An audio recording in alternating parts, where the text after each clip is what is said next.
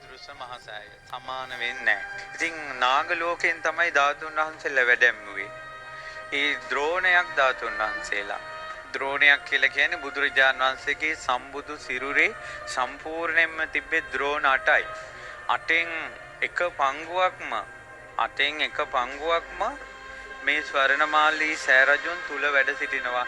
තුන් ලෝකේ කිසිම ස්තූපයක තරම් ධාතුන් වහන්සේලා වැඩ සිටින්නේ නැහැ. ඒ නිසා මේ උතුම් ස්වර්ණමාලී මහා සෑරජුන් ඊතරම් ආනුභාවයි. ඒ වගේ භූමියක තමයි අද ඔබ මේ පින්කම් කරන්නේ. එදා ලංකාවේ වී වේලා ගන්නවත් ඉරව්ව වැටුන්නේ නැහැ කියනවා. අහසේ කසාවතක් ඇතුරුවා වගේ කියනවා රුවන්වැලි සෑයට සංඝයා වැඩපු දවස. 96 කෝටියක් පිරිත් කියද්දින් තමයි ධාතු තැන්පත් උනේ. මේ රම්මැලි මහන්සෑයි මුදුනේ බුදුරජාණන් වහන්සේගේ සම්බුදු සිරුර මැවිලා බුදුරැස් විහිදුවා මිනිසුන්ට ප්‍රසාදය ඇති කළා. ඒ වෙලාවේ එතන වැඩ